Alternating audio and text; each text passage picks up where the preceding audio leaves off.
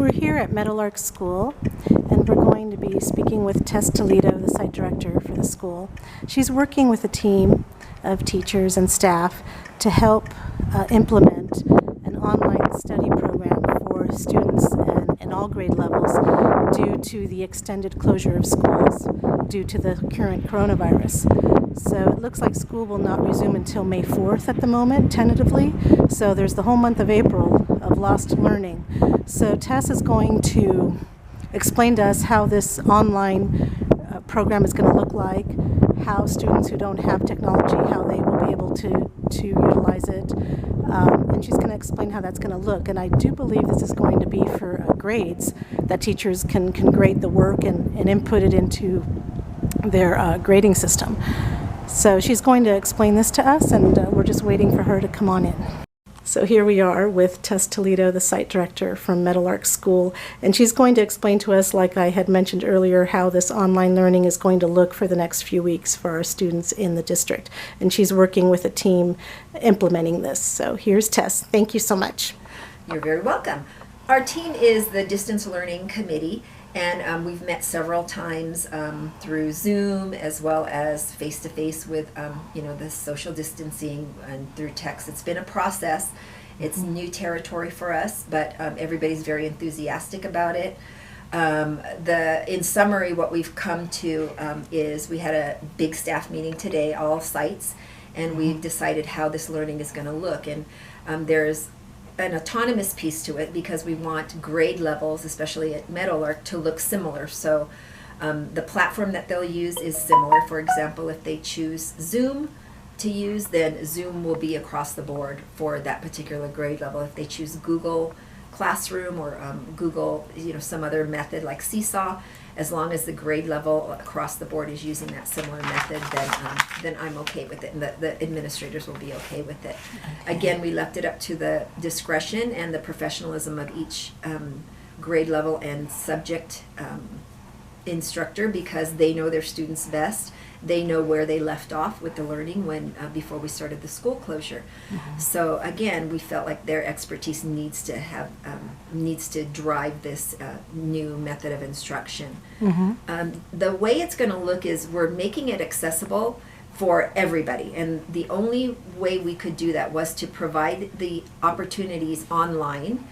And we are sending out a survey for tonight. It goes out actually tonight with a special message asking parents, families, what kind of device they have and whether or not they have Wi-Fi access. Mm-hmm. If either or both of those answers are no, we will make available for checkout Chromebooks to any family who needs it.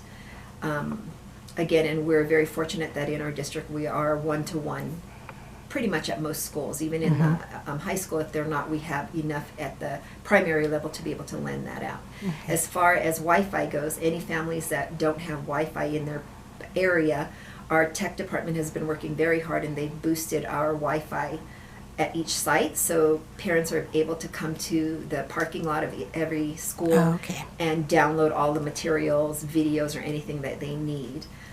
The tech department is also working on how-tos for those kind of things, as well as how to access home Wi-Fi, because all of those things are things that you have to think about, little things that you think about but impact the ability to access all of this. So we're hoping that we have addressed all of those concerns. If there is a problem or a concern with the ability to download or use the materials online, then we will make available hard copies for those parents who request it. Okay.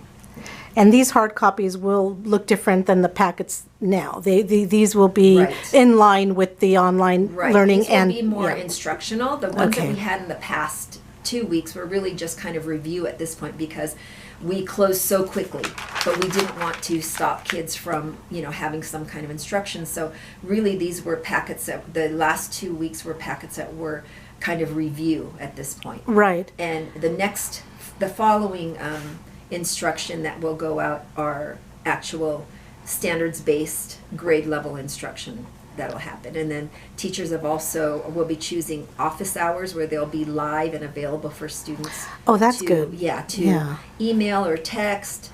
They're going to have Zoom meetings, which a lot of them already have, but we were going to make it equitable across all grade levels. Oh, where good. they can interact and communicate with the students. Great, and that's with all grade levels. All grade levels. Oh, that's Right. awesome.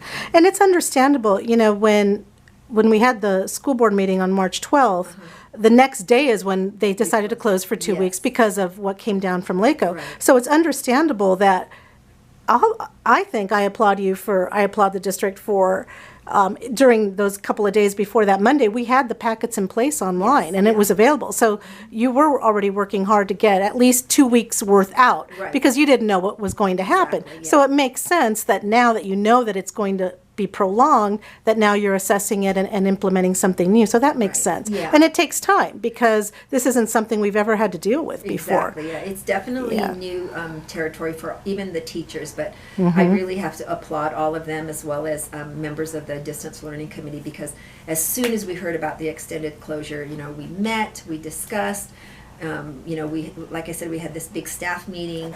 Administrators are going to have Zoom meetings with each grade level as well, so that they can let us know what their plan is, so that an all-call can go out, as well as put on our websites and our Meadowlark's Facebook page. How is this learning going to look, and what is the parent responsibilities? And teachers are always keeping in mind, they're going to keep in mind that they're parents, not teachers necessarily, and they have other responsibilities. So instruction's not going to be a 6.5 hours worth of work during the day, obviously. Right. It's going to be a different kind of learning, but it'll be based on their grade level standards and expectations, and help them move into the next grade, like what they really are. It's tough for the teachers, because they're really going to have to look at what's left in the school year, and what hasn't been taught, Right. and really decide what are those important things that they need to know, so that they can be successful for the following school. And this implementation, is this something that they can work on throughout the day at their leisure, or are there time settings where this is due like Tuesday, or this is due, how is that going to look? So again, that's going to be an autonomous decision Okay. for each grade level. Okay. Some of them, and most of them, are going to create schedules for parents, because I think that's what parents are asking for. What am I going to do with this, child from 8 o'clock till this date? Right. And some are going to be that specific, where they say from 8 to 9, this is what's going to happen. From 9 to 10:30, this is what's going to happen. And again, it's not going to be, paper pencil kind of things or online things. It could be, based on their social emotional learning. It could be building those relationships. It could be a long range project, again, embedding learning within that project. Right. Depending on what the grade levels and subjects decide. And we really are, leaning on their professionalism and their knowledge, because they're the experts to Right. decide what's going to be best for their students at this time.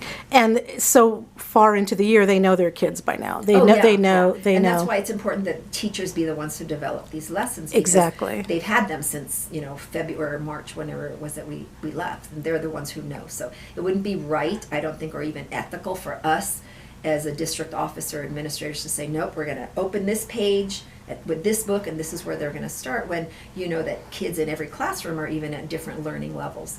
So teachers are the ones that know best, and we are going to, we value their knowledge and acknowledge their expertise, and we allow them to do that. And that's really good, because a lot of parents right now, not everyone is working from home. So some are still going into work. So Yes. they're leaving their kids, and they're just hoping that they're not watching TV Yeah, all right, day. right. But so this is actually good. It'll be more structured. It is more structured. There will be accountability as far as what needs to be turned in and how. Those are some of the details of the how is something that grade levels are going to discuss at this point, and what needs to be turned in. Again, what's important for third grade is not going to be Right. is going to be different from what high school is going to look like, because they have a lot of other things that they need to be concerned with. So again, because they're the expert, we're allowing them to make those decisions. Okay, that's great. And this is going to, an all call's going out tonight? Or Tonight, yes. Okay. There will be an all call, as well as a link to the technology survey that will be going out tonight, starting at 5:30. And then you're hoping to implement this next week?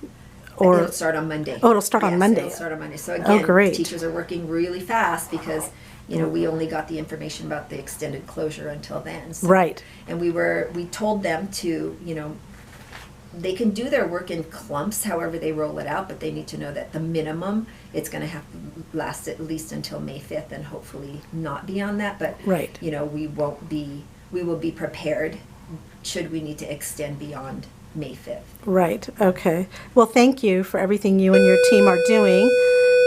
Can you tell me the distance learning committee, it's made up of staff and It's teachers? made up of teachers, administrators, Okay, district office personnel, okay. Awesome. and the Great. tech team, district office support staff as well. And the tech team. Yeah, because we want to make sure that all the important stakeholders that are in there have input and that whatever it is that we had talked about could actually happen. Okay, good. Well, thank you for everything that you're doing during this Thank time. you. These are unprecedented times, It but is. I believe you're all working as a team, and I think that the word will get out, and parents will respond. And I want to just say that, you know, I really have to acknowledge the efforts that the teachers have been doing because, I mean, they've really worked hard. They miss their kids, you know. Yeah. And I hope that parents can, you know, show some grace if things aren't perfect. You know, if Right. there's a link that doesn't work or something doesn't download correctly. But, you know, it's a time where we all need to understand that everybody's doing the very best that we can at this point. Right. So, you know, I'm hoping that everybody shows each other, you know, that kind of grace and understand that, okay, you know, what's really important at this time. I get to spend time with my family and just take advantage of that because that doesn't often happen. Right, exactly. Well, thank you very much for your time. Okay, thank you, Tracy. Okay, as promised, here we are at Vincent Hill Station, and this is one of the 5 stops, again, that the school district is distributing food. And there they are.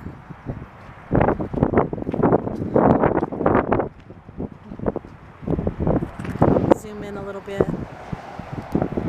And there's the van. Not as many people at this stop. This is, I believe, their last stop of the day. But still, it's great that they're doing this. It's awesome.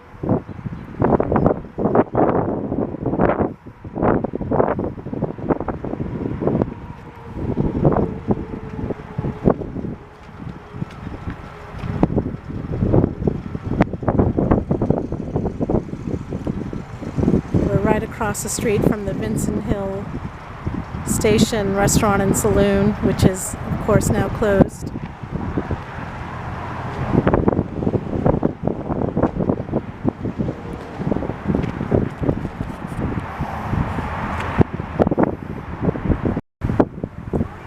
How are you? We've come to the High Desert Junior High School. We're feeding there too, and we have a lot of bus stops that we feed all the kids that are in need. Okay. So, and everything's free. And thank you so much for doing this. Oh, you're welcome. Thank you. Are you providing this for all of the kids in the community? All the kids, whoever, even out in the community, if they want to eat, they have no food, come and get